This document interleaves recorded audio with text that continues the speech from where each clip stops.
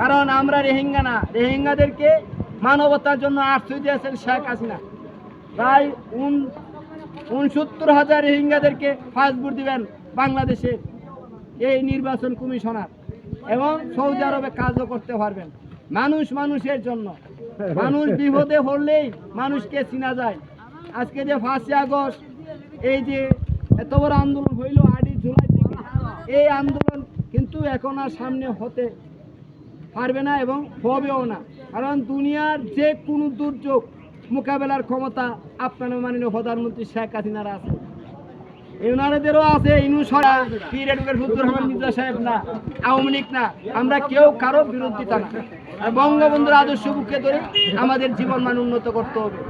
কারণ সবাই ভালো থাকুন, সুস্থ থাকুন, নির্বাচন হবে, ভোট কেন্দ্রে যান, যাকে খুশি তাকে ভোট দেন। যদি নৌকা নিয়ে আগামীতে আসতে পারে তাহলে আপনারা সেই আবারও নৌকায় ভোট দেন। তাই সবাইকে আজানের সময় অসংখ্য অসংখ্য ধন্যবাদ। আওয়ামী লীগের জন্য 14 দিনের জন্য অনেক কষ্ট করেছে।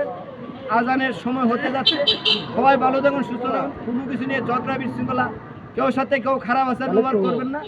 কারণ সরকারি নিয়ম অনুযায়ী সব কিছু হবে, আর সরকারি নিয়ম অনুযায়ী আমাদের মানতে হবে। সবাইকে ধন্যবাদ, ভালো থাকুন, সুস্থ থাকুন।